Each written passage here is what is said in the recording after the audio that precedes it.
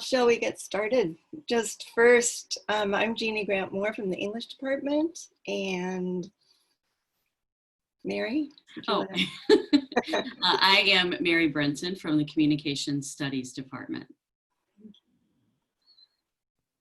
And I'm Mike Anderson from the Physics and Biophysics department. Okay, great. Well, I'm going to start this off, I'm going to share my screen here.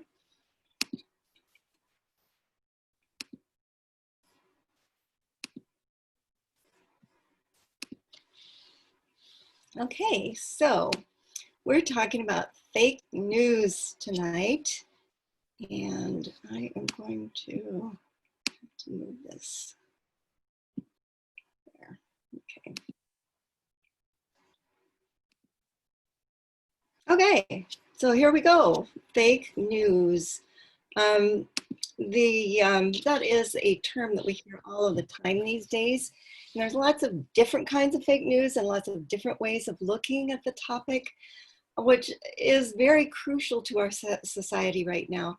So tonight, the three of us will be addressing it from different perspectives. And before we get started on fake news, I just wanted to go through a couple of reminders about what USD's project is for integration and collaboration. I'm sure you've all seen these learning outcomes before, but tonight we want to try to make them as meaningful as possible. And just as a review, integration is all about connecting the different courses in different areas of study or disciplines that you take at USD. So rather than just check off a box for your requirement, we want you to be able to use all of these courses to look at things from different perspectives, drawing on all of what you learn in college to solve problems and make educated choices in the real world. Now, collaboration usually just means working together, but our theme group has gone one step further to define collaboration as civic engagement. And we're learning the ways that all of our courses relate to the problems and issues that we have in our society and the ways that we can collaborate to address those issues. Okay, and then faculty exchanges. Faculty exchange is in itself a collaboration. The three of us will be learning from each other as well as talking to you about fake news from the perspective of each of our disciplines. And in each of the faculty exchanges, there'll be 2 or more faculty presenting perspectives to demonstrate this integration. And so obviously we're from communications, physics, and English. And so what happens when a communications professor, a physics professor, and an English professor walk into a Zoom room? We don't know. I don't know what'll happen. We'll see. But we will have time for questions. So after we talk a bit, we want to hear from you. But I do have some questions here that I would like you to think about as we talk. Each of us will be coming from our own discipline. So how do our approaches to fake news differ? Just think about that. Is the approach of English to fake news going to be different from communications or physics? How is it different? And are they all asking the same questions? Are we asking them differently or asking completely different questions about this topic? And how does the consideration of the topic of fake news from the perspective of more than one discipline enhance your understanding of the issue and or the disciplines themselves? So is it valuable to be looking at something from a lot of different ways? And then finally, how do the issues relate to the collaborate theme of civic engagement? So just be thinking about those. The my always thinking about Shakespeare and what in the world does Shakespeare have to do with fake news today? Well, there was a lot of fake news in Shakespeare's day, and we'll look at Much Ado About Nothing and Richard III to see what's going on with some of his plays. He did make it a point to expose fake news at times and the dangers of fake news in his plays, but also unknowingly, he created some fake news of his day Also, Shakespeare's plays present social and political issues of his time almost always. There are underlying subtexts of those issues. Unfortunately, most of those problems that he discusses are still around today in our society, even though they may be in a different form. Now, I really like this quote because it poetically expresses the relevance of Shakespeare's work to our own time. The past, or what has come before, has now become a beginning, a prologue, or what's to come. So everything that has happened in the past has led us to what is happening now. And then the second part of the quote, what is to come is in yours and my discharge, means that what's going to happen is in our hands right now. And this is something very important to realize, especially for your generation, because what's going to happen is eventually going to be up to you. And this is always important. It's very important right now, especially in an election year. So I want to tell you a little bit about a couple of plays. First, we've been reading Much Ado About Nothing in class and talking about it in terms of two issues that are still around today. Those are gender issues and misinformation or fake news, and the way that those two are connected. So this is a very funny comedy. It has a couple of characters that are very, very witty, Beatrice and Benedict, and they really carry the play with their humor. However, the main event of the play happens at the wedding of another couple. And this comedy turns to near tragedy at the wedding of Hero, a young woman who is publicly shamed at the altar as she's falsely accused by her intended husband, Claudio, of cheating on him. So the play is filled with misinformation caused by misunderstandings, unreliable sources, and just deliberate lies. So the lie had far-reaching consequences, as the double standard for men and women in sexual matters was strictly in place in the Renaissance. And the fake news injures in the play not only Hero, but her family, and as it would have at the time, really her whole community. It is still relevant today in the way that women are often not believed in the same way that Hero was just not believed. I'm sure you can come up with some examples of that. But in terms of this one incident, it's important to focus in on what has happened in regard to how the fake news came about, how and why it was misinterpreted, and how the situation was sorted out. So first of all, this was the result of distribution of fake news for the purpose of manipulation. In other words, it was a deliberate lie.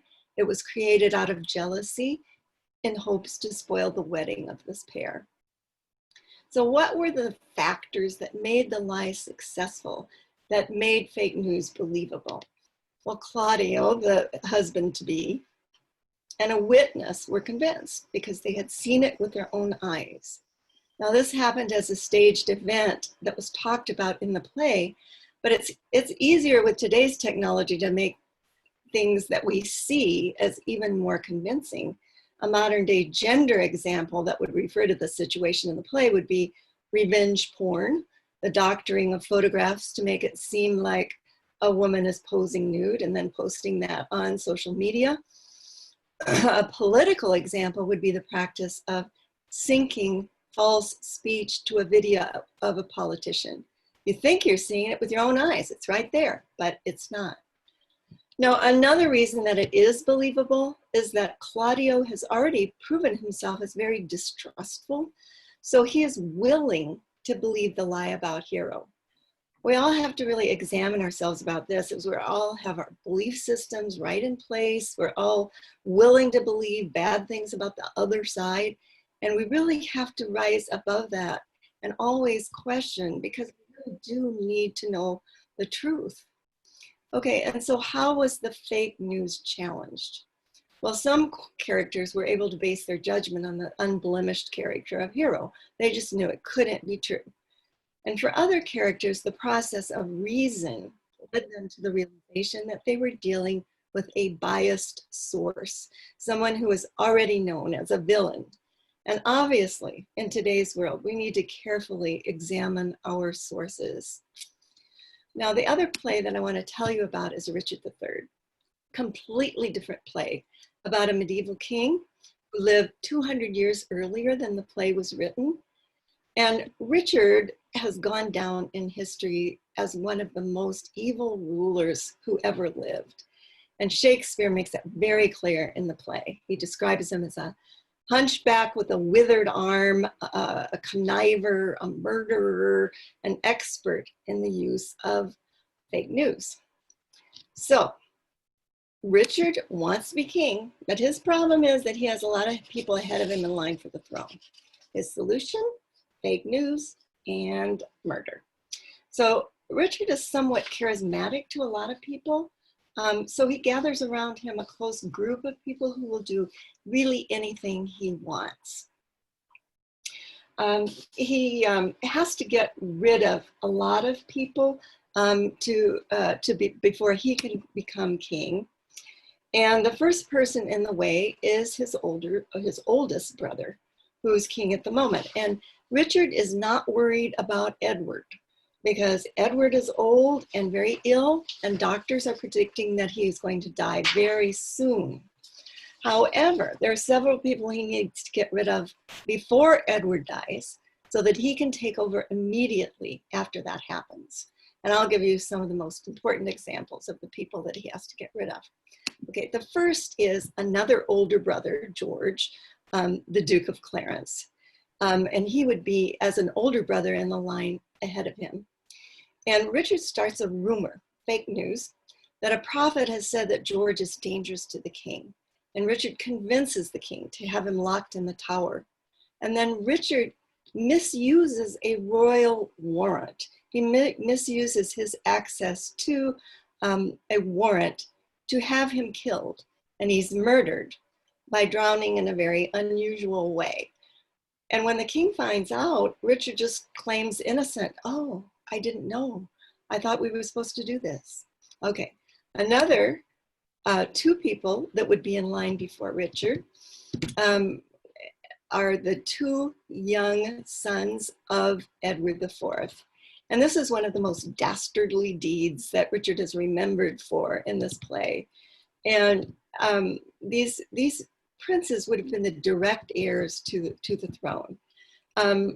But Richard has them murdered, and the murder is really not known. They just seem to disappear, and everybody is wondering where they've gone. Nobody knows if they've been taken for safety or have they been killed. Years and years and years later, their bones were found in a stairway under a stairway at the Tower of London.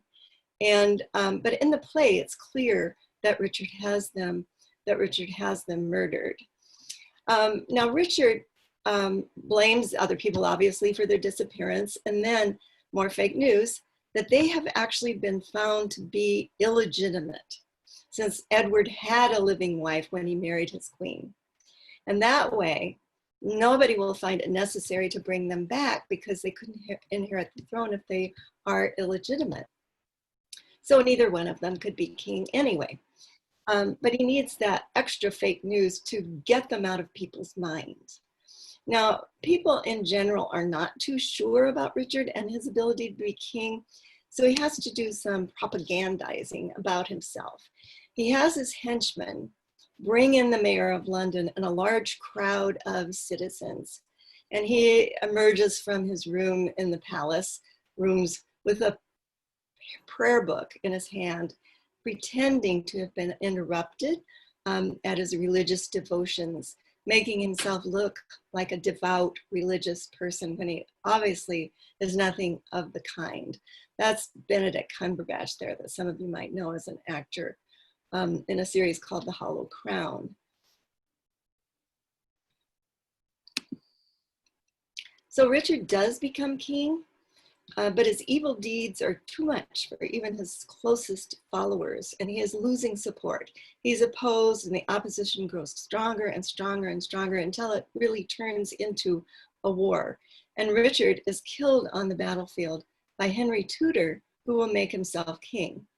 Richard is stripped naked and thrown into a shallow grave without a burial or a Christian burial service, which everyone would have had at the time. So by this time, Henry, even within the play, has done some propaganda, propagandizing of his own. So that's the play. And a wicked, wicked king. Shakespeare creates this kind of monstrously evil person. But what if none of this is true, or very little is true about Richard? Let me just show you these two pictures again. Now, there are actually some people have suggested, who's the shifty guy looking here? Is it this guy who looks kind of sweet, or is it this guy who looks kind of shifty? That's not a good way to decide if someone is innocent or not. But one thing interesting about this picture is that it has been inspected by art experts and determined that Richard's shoulder, which is higher than the other shoulder, was painted in later to make him look like a hunchback. And he does not have a withered arm and hand, as you can see. He's perfectly normal hands and fingers, all those things. And in those times, of course, you know, nowadays, such a disability wouldn't be considered monstrous. At that time, it was connected with evil. So things look a little suspicious in that way. Why would Henry Tudor do this? Well, there's been a lot of reputable historical scholarship recently that has some very credible evidence that Richard was really nothing like the way Shakespeare portrayed him. They propose that Henry Tudor was the culprit, and very good reasons. You can't take a king off the throne or go against him in battle and kill him. You can't even depose a king at that time because it was believed that God had made whoever was king, God had made that person king. And so to take a king off the throne was to deliberately go against God's will. So Henry really had to create a monster to legitimize his doing what he did. And so the story goes, his own deliberate fake news was perpetrated on a grand scale. And so many things kind of point to it. I can't go into them all now, but the circumstances prove that the little princes in the tower, their death would have actually benefited Henry more than it benefited Richard. And Henry was known for rewriting history. For instance, he had people trace his ancestry back, and guess what it went back to? King Arthur. Well, that's kind of a joke because nobody knows about the real King Arthur or who he was. And then, of course, King Arthur was rumored to have descended from the gods of the Trojan War. So it's just all fictional, all of the things he did. So people more and more are agreeing that this was a giant fake news job by Henry VII. So how did this happen? In some ways, it's easier now than it's easier then than now to perpetrate this scheme because we don't have the sources of news that we had then. So you can pretty much direct a crowd of people in the time to a certain belief system. In this case, Shakespeare wasn't deliberately going against history, but his sources were very biased. First of all, Sir Thomas More wrote the history of Richard III, and it was all based on the stories of this man, Cardinal Morton. And Thomas More served in the household of Cardinal Morton. And Cardinal Morton had been one of the strongest supporters of Henry VII and was allegedly involved in creating this new history about Richard III. Now, today, a lot of scholars are taking this into consideration. An interesting fact that I'll close with is that, I remember I told you that Richard was thrown into a shallow grave, and nobody really knew where it was, but it was discovered when a parking lot was being dug up a few years ago. And they found this grave. They were going to build a new building there. And what they discovered was that certainly Richard was not a hunchback. He did have scoliosis, but this is the way his bones were lying. He was then reinterred. A new casket was made for him.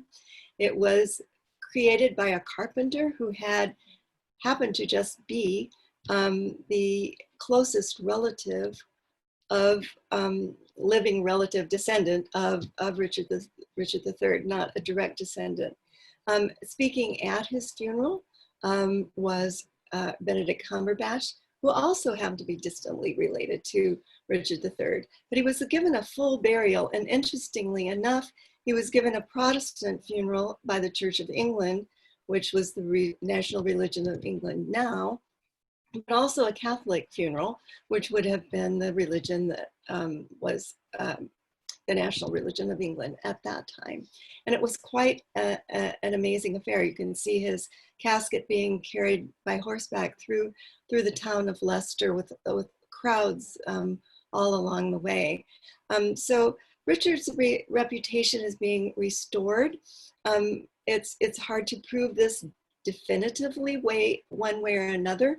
So we have to end this segment with kind of a morass of fake news, not really knowing what to believe and where the truth lies. But certainly Richard is lying much more happily in his grave than he did before. All right, so now I'm going to turn this over to Professor Anderson.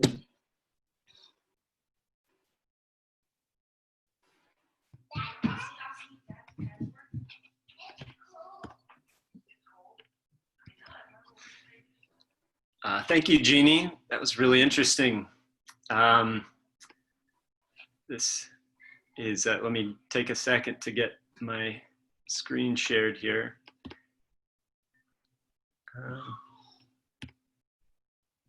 All right, can everyone see that? Okay.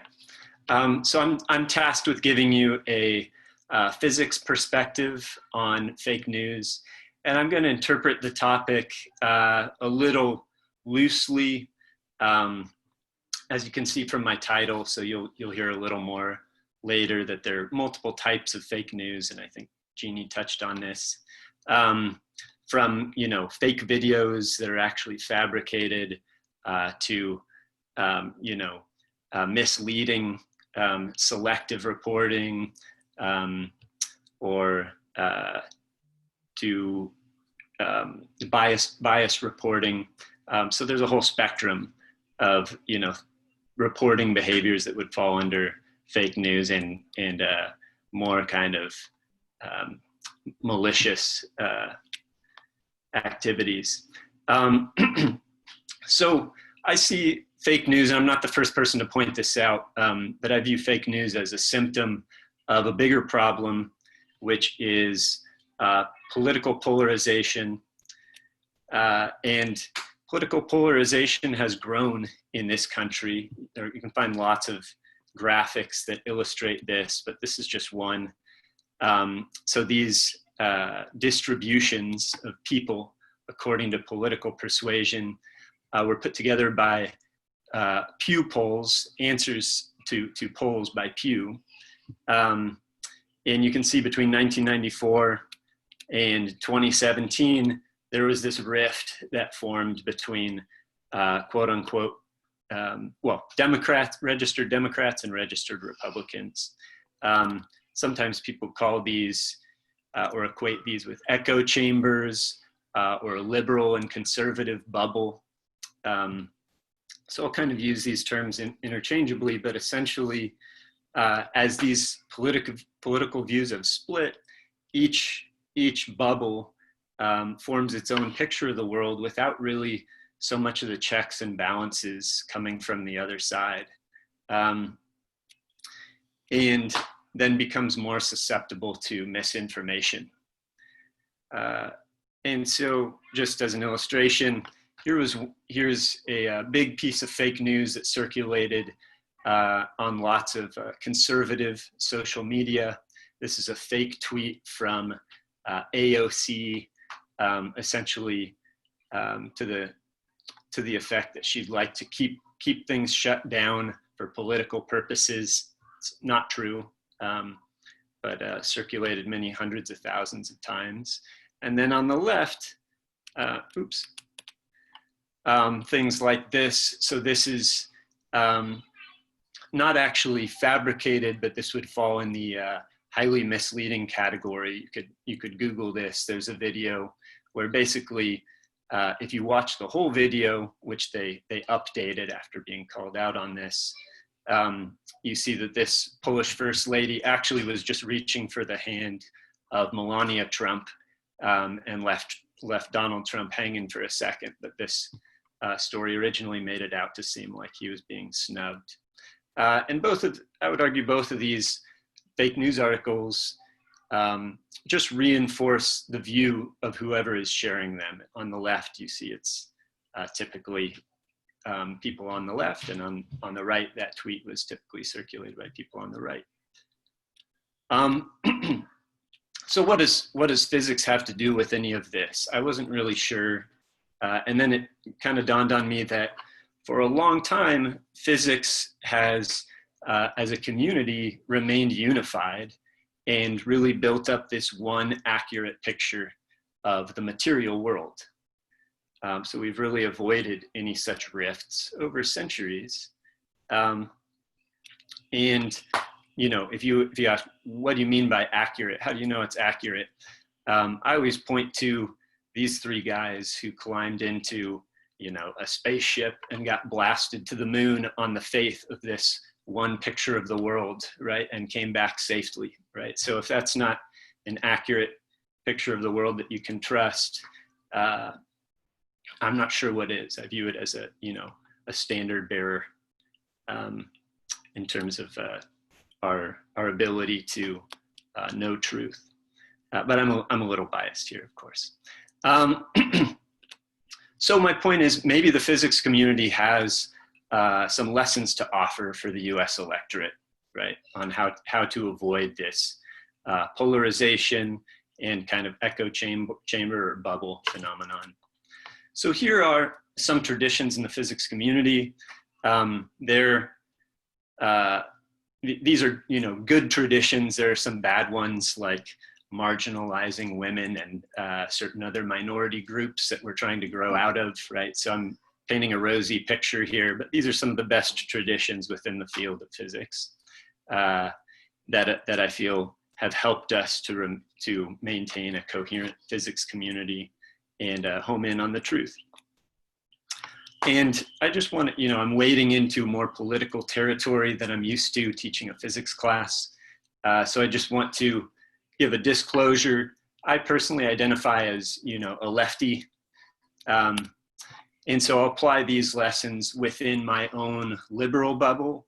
And I encourage you to do the same. So if you're conservative, please don't take this talk as saying that, people on the left are the only ones who spread fake news or something. I'm just engaging in a little self-evaluation here. And I think it would be a good exercise for everybody. And I also want to give the disclaimer that I'm not saying that the truth lies equidistant from these two extremes, right? It's quite possible that it does not.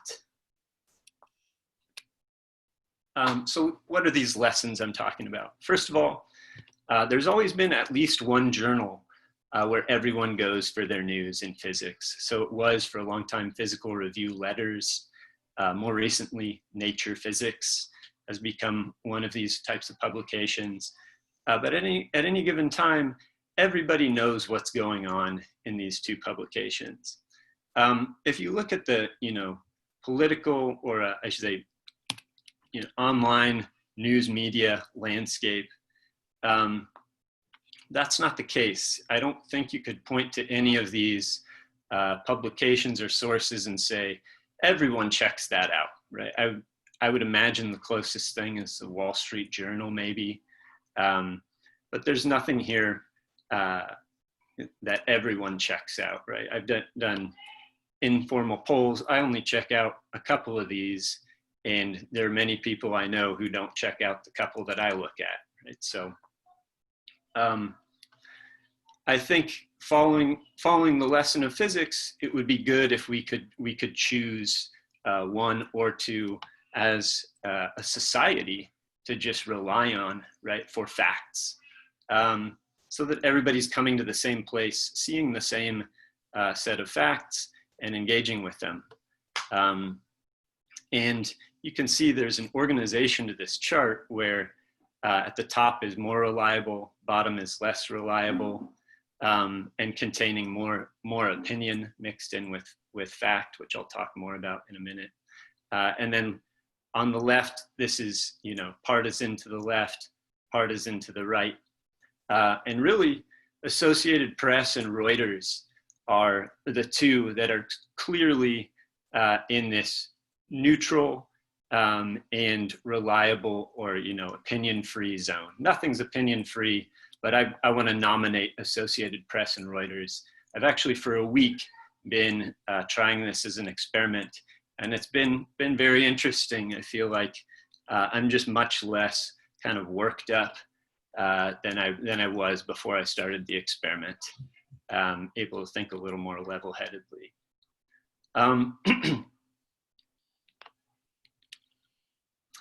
Another lesson: mark the boundary between facts and opinion. So in a typical physics publication, you will see a results section where the data are reported. And then that's not to be contaminated by somebody's interpretation of those results, right? This doesn't always happen. I'm sort of cherry picking here, but the standard is you're supposed to separate these things. So when you're wading into someone's personal opinion or interpretation of the data. I'm a former, before I started this experiment, the New York Times was my go-to news site. And after starting the experiment and then going back, I experienced a little bit of shock just reading the headlines. I think the agenda is pretty clear. So you can read each of these headlines, and there is some sort of fact being reported there. But in each case, there is some sort of spin or opinion that's being mixed in. And I think that's fine, but that needs to go in the opinion section. So this is happening not in the opinion section. And so I suggest, following the lesson from physics, we stick with Associated Press and Reuters as our go-to news source, or visit the opinion section of any publication you want, and then it's an opinion section, right? But I would, if you want facts, go to Associated Press and Reuters. It's boring to read. It's very boring to read because you don't get the opinion mixed in. But it's also very informative, high density of facts. Another lesson: extraordinary claims require extraordinary evidence. So you guys might remember the Higgs boson was reported as a discovery, this new particle about 8 years ago, completing the standard model of particle physics. And what was the criterion for reporting this discovery?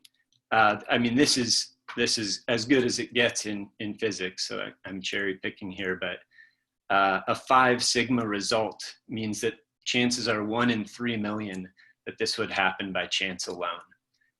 In other words, that the statistical background of the experiment would give you some kind of a fluke peak that would be mistaken for a particle, like a false positive. So 1 in 3 million, that's extraordinary evidence, I think, by any standard. And so you can take, say, this was the #1 fake news story in terms of circulation in 2019. It's kind of a slander on the Trump family. I should say, I think all the other 10 were conservative circulated fake news items. So it's not as, even though this was #1, it was the only one I could find that was, about Trump of those 10. But you could read this and say, wow, that's an extraordinary claim. Instead of forwarding this to my friends, I'm going to sit and wait like the experimenters at CERN and just wait for the data to roll in, right? I'm going to check my Associated Press and Reuters and wait for this to show up, right? Because it would if it were true. So wait for it to show up, in one of these, or even, one of these sources that aren't, at the tip top here, like NPR, Bloomberg, Wall Street Journal. And then lastly, let unwanted facts reform your worldview. So the biggest discovery and most unwanted discovery in my lifetime in physics was the fact that, contrary to all expectation, the expansion of the universe from the Big Bang is actually speeding up. So everybody in the physics world thought the universe is expanding, but that expansion is slowing down. And then 2 independent teams found that the expansion is speeding up. That's extraordinary evidence when 2 independent teams come up with the same unexpected result, right? And so physics was forced to grapple with this result. And within a few years, it became embraced and the basis for this new idea of dark energy, which is basically a way of saying the vast majority of the energy in the universe is something that we don't have a clue about, right? So this is not a wanted fact. It's not very encouraging. Nonetheless, it's been embraced by the entire physics community.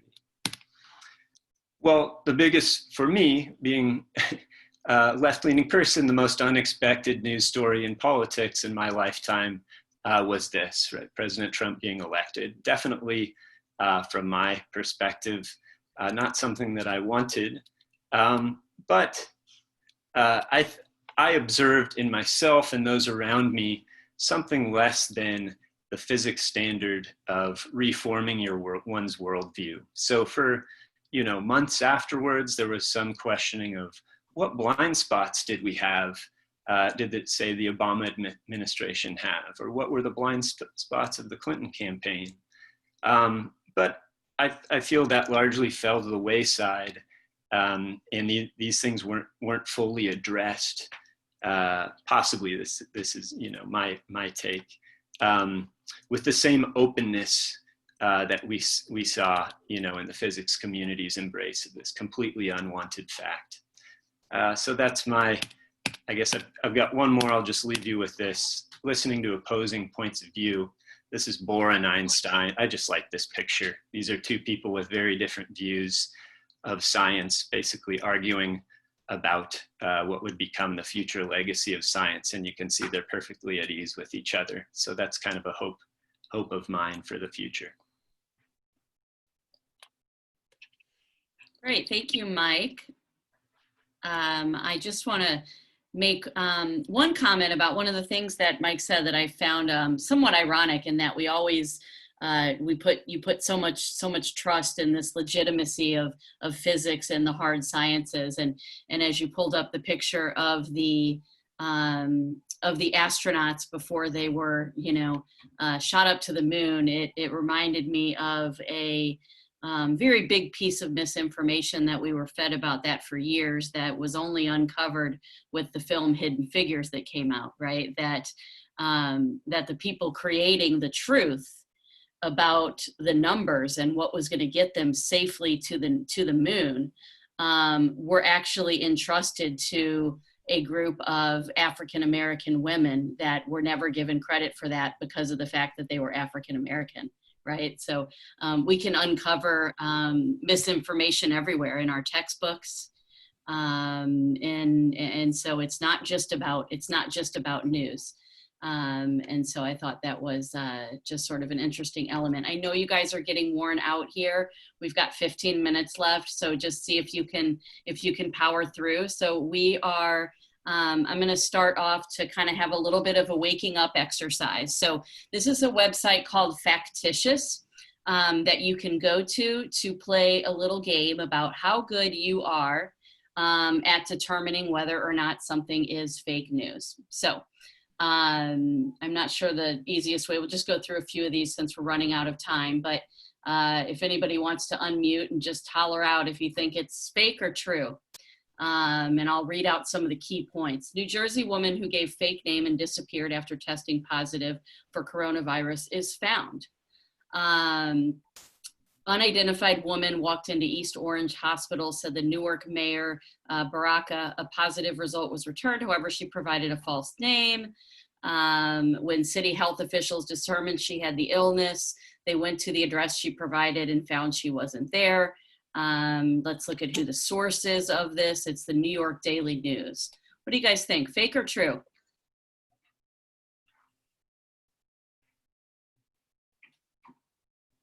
Anybody at all? Fake. All right, let's see. Nope. Although the New York Daily News has a little bit of lower standards for accuracy, this was a true story. And some of the elements that can help you determine whether something is true or not is they use actual real names and real places and specifics like that. And so that one was actually true. Bill and Melinda Gates Foundation and others predicted up to 65 million deaths via coronavirus in a simulation that they ran 3 months ago. So the foundation also funded groups who own virus patent and funding research. Bill and Melinda Gates, the Johns Hopkins Bloomberg School of Public Health and World Economic Forum co-hosted an event in New York City where policymakers, business leaders, and health officials worked together on a simulated coronavirus outbreak. Let's look at the source of this, Infowars.com. Fake or true? Fake. Nice job. Infowars, run by Alex Jones, specializes in fake news and conspiracy theory. He has been banned from most social media sites, but he still does have a strong radio following. Is this the man behind the global coronavirus pandemic? In light of growing speculation, most of it within less than official circles, that the official theory for the spread of the coronavirus epidemic, namely because someone ate bat soup at a Wuhan seafood and animal market, is a fabricated farce, and that the real reason behind the viral spread is because a weaponized version of the coronavirus was released by Wuhan's Institute of Virology, a top level 4 biohazard lab, which was studying the world's most dangerous pathogens. Perhaps it would be a good idea for the same Wuhan Institute of Virology to remove the following help wanted notice tested on November. Okay, the fact that I can't even read that sentence without taking a breath because it's so long might be an indication that it is what? Fake. Not written by a legitimate journalist, and it comes from a place called Zero Hedge. So we are correct. Let's do one more and then I'll jump into unbelievable act of kindness. Mystery man buys up Needham florist inventory ahead of new coronavirus restrictions. A mystery man sent joy to people in Needham, basically bought up all their flowers. Shop only owner Julie Ben David said she still can't believe it. Ben David said she was devastated when the Massachusetts Governor Baker announced the businesses would close. Look at our source, Boston CBS. Fake or true? True. All right, nice job, guys. So let's hop into how we take a look at, oops, sorry, I got all sorts of stuff open. Where's my presentation? How do we look at fake news from a communication perspective? Specifically, this course is Introduction to Media Studies. So, oops, no, that's the Pandemicus. Going back to collaboration with what Dr. Moore talked about, some of the central skills to civic engagement are the ability to evaluate information critically, the art of public argument, the curiosity to listen constantly, and the ability to work with others far different from ourselves. But can we be civically engaged if we remain polarized and only consume news that is telling us what we want to hear, as Dr. Anderson mentioned? If we are polarized and we're only listening to things that are confirming our own biases, are we able to evaluate information critically? Was he able to evaluate information about whether or not Clinton versus Trump was going to win? Do we have the art of public argument if we're not politically knowledgeable? Do we have the curiosity to listen to all sides and to work with all sides? And we need that to be civically engaged, to be collaborators. So are you getting your news from these sources, from the AP, from NPR, from Reuters, and from the Weather Channel that also seems to score very highly on that chart? And if you're not, then where are you getting your news from? Well, about 62% of people get political news and information from social media. And 35% of 18 to 29-year-olds claiming it is their #1 source. So most of us are getting our news out there from social media. So what happens when we don't use objective, legitimate sources and we continue to consume information that increases our confirmation bias, that continues to polarize us further? What this Pew study found is that people that do get their news on social media are less engaged, less civically engaged, and less knowledgeable. So that is not good. If we want to be collaborators, we have to be engaging with legitimate sources. Those who relied on social media were more likely to less likely to get facts right about coronavirus. Okay, so not only are we just talking about politics or whether we're going to elect somebody or not, the information we're getting our lives could be dependent on it, right? When it comes to things like coronavirus or things like hurricanes, for example. Alex Jones on InfoWars tried to convince his audience that Hurricane Irma was not real, that it was a hoax. And people did not evacuate because of that information that they got on InfoWars. So we are prone to start, if we are doing this, if we continue to get polarized and continue to use sources that are not legitimate, we become more prone to reading, sharing, and believing fake, even outrageous claims. So as you can see here in this chart, in the last few months leading up to the 2016 election, people engaging with fake news stories actually surpassed mainstream news. So more people were being informed by fake, illegitimate, outrageous information than were being informed by legitimate news sources that we saw on that chart. So let's just take a look back at 2016. We have so much research now on all of the fake news that was out. A lot of people heard the quote, "If I were to run," that claimed that Trump said, "If I were to run, I'd run as a Republican. They're the dumbest group of voters in the country. They love anything on Fox News. I could lie and they'd still eat it up. I bet my numbers would be terrific," right? Trump never said that. It was never shown that he actually said that. But a lot of Democrats believed that he said that. But if we look at the top 5 fake election stories of 2016, most of them were pro-Trump or anti-Hillary. And studies have shown that that much of the fake news coming from Russia, and just in a finding in August of this year from our Senate-led intelligence group, that the majority of the fake news coming in from Russia was pro-Trump, anti-Hillary. So Pope Francis shocks the world and endorses Trump. WikiLeaks confirms that Hillary sold weapons to ISIS. Hillary's ISIS email just leaked, and it's worse than anyone could have imagined. Just read the law. Hillary is disqualified from holding office. FBI agent suspected in Hillary email leak found dead in apparent murder-suicide. So there were a lot of people prior to the 2016 election that actually believed that Hillary Clinton was responsible for the deaths of multiple people, that she was actually, calling out hitmen on to have people killed. So those were the top 5 shared stories. One of the fake news stories in 2016 that got a lot of traction, though, was the Pizzagate story. And the Pizzagate story was a conspiracy theory that said that there was a pedophile ring in a Clinton-linked pizzeria called Comet Ping Pong. The Clintons are not related to this pizzeria at all. It's a pizzeria in New Jersey. And there was never any support that found that there were pedophile rings taking place in the back of this. But it led to some pretty severe consequences. It led to this individual walking into this pizzeria with this whatever kind of rifle that it is.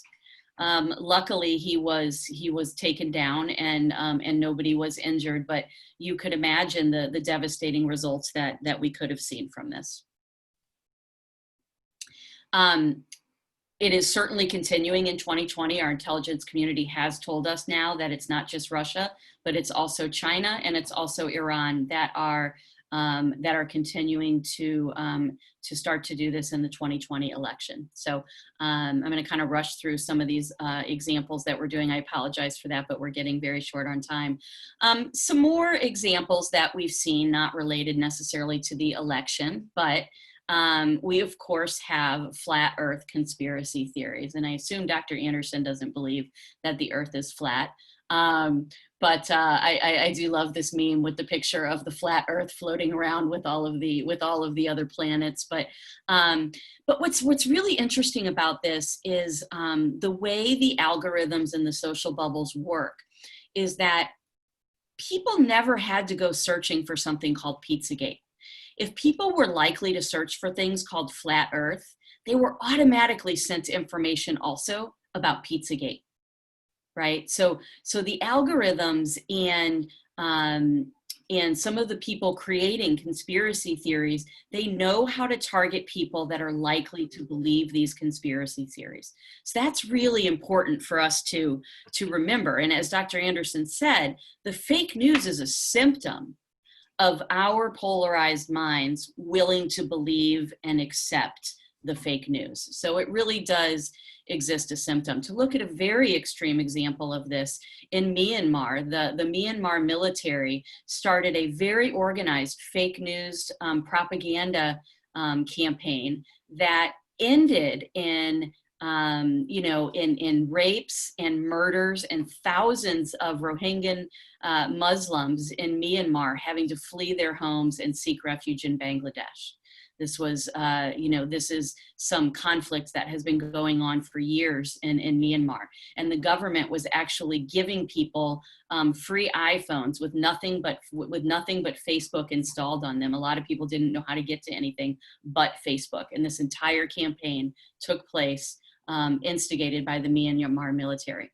Of course, we have so many different fake news stories out there about COVID-19. Does cocaine cure COVID? Does drinking Clorox cure it? Does drinking water flush it from your system? Well, this hits really, really close to home for me. I lost an uncle last week of coronavirus, and whether or not it had anything to do with this, I don't know. But his political ideology did lead him to not think that the coronavirus was legitimate, to not wear a mask. And interestingly enough, if you look at the polarization, after a family member dies, the first thing that in the first conversation that we had with my aunt, she said, I blame this on the Chinese government. And within a few breaths of that, another relative said, basically, BS, I blame this on Trump. So this is within hours of losing a family member, that families are already, coming out with the polarized political knives. Another really interesting example that Jeannie mentioned is this new technology for deep fakes. And I don't have enough time to go into this, but if you guys want to Google Obama deep fakes, the technical skills and the believability of these deep fakes is terrifying. It really is terrifying, because it's so hard for us to know what to trust anymore. And there can be a lot of negative effects. Some people say it didn't affect the election. Some people say it did. As we just talked about, it can affect our safety. And it leads to more polarization. Marco Rubio said, I think all of us would like to see action. This is about gun control. But I want to tell you that we're going to struggle. We are a nation of people that no longer speak to each other. We are a nation of people who have stopped being friends with people because of who they voted for. We are a nation of people who have isolated ourselves to only watch channels that tell us that we are right. And Jeff Flake at the same time was saying, tribalism is tearing us apart. It's not a way for sane individuals to act. We need some sort of shared reality. Otherwise, we are not a country. And so what all of us are talking about together is sort of this vicious cycle, is that we're polarized. And because we're polarized, we're consuming polarized news because it makes us feel good. And because of that, we're likely to believe polarized lies, which leads to more hatred of the other side and tribalism, which then goes back to the beginning of the cycle. And we continue to see this cycle over and over again. And I just want you guys to think about, how many times can we go around this vicious cycle and move further and further apart before we end up in some sort of a civil war? How many times can we go around this cycle? How many lives can we lose? How many families can be torn apart? How many democracies can be destroyed? So if we don't, a great film for you all to go out and watch is The Social Dilemma. If we don't agree on what is true, or that there is such a thing as truth, then we're toast. This is the problem beneath all other problems. If we can't agree on what's true, then we cannot navigate out of any of our country's problems. And then just kind of to wrap up, talking about what we can do about this. Artificial intelligence can't solve this. Yes, Facebook and Google and some other companies are trying to do a little bit of work to make this better, but they can't. There are trillions of posts. And the only proxy for truth that artificial intelligence has is whether or not people click on it. That is how they determine things, is click rates. They cannot determine truth. So how are we going to hold these companies accountable? And how are we going to, let me jump forward. We need to hold the companies accountable, but we need to hold ourselves accountable. What are we going to do? Well, to start, stop sharing fake news. That would be a really great start. But it can be confusing. How do we know it's fake news? Well, for one thing, if it's on Facebook and Twitter, you darn well better be fact checking it before you share it. And if you don't, then you're, if you're not part of the solution here, then you really are part of the problem, right? So we really do have to take it on as our civic engagement, as our collaboration, as our obligation to truth and to our country, to engage with sources on this media map that Dr. Anderson shared, and to stop using social media as our news source. Does it sound outrageous? It probably is. Does the source employ editors? Did the writer engage other opinions? Here are some of the places you can go to fact check news. So finally, where do we go from here? What will you do to be a collaborator and a change maker? And I think this wraps up really well back to one of the things that Dr. Moore said. And I'm going to butcher Shakespeare's quote on this, but it was something about what is to come is to our discharge, right? Meaning it's up to us what's going to happen in the future, right? And related to that, as Benjamin Franklin said when he sort of walked down the steps related to our Constitution, and they approached him and said, "What have you given us? What is it that you have given us?" And he said, "I give you this republic," and I know you've heard this. This is a very famous quote these days. "If you can keep it." If you can keep it. And according to Shakespeare, it's up to us to keep it. And according to physics, we need to have truth and reality. And according to communication and media studies, we need to be able to communicate with people on all sides of an issue. And we need to have the media literacy to be able to know what we're reading and to choose to engage with legitimate news sources.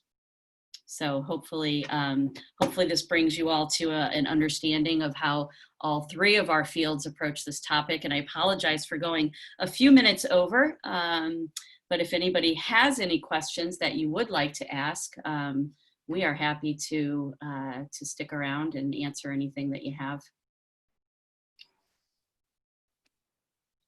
I see something in the chat. Let's see. Oops, I have another meeting I have to go from Scotty. Okay. If anybody has any questions, you're welcome to unmute yourselves, ask a question from any of us, hop in the chat room.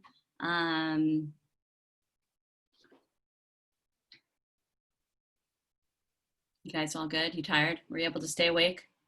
Did you make it?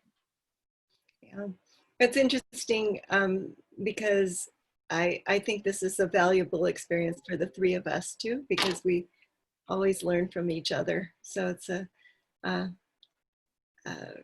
interesting to see how these things interconnect that you think never ever would interconnect. So yeah, absolutely. And it's especially going last. I got to listen to all of yours, and then it just makes so much more sense to sort of tie it all together. And this is what you guys are trying to do with with your LLC integration. You want to understand that there's a reason why you have to take all of these different kinds of classes. There's a benefit to this kind of liberal arts education.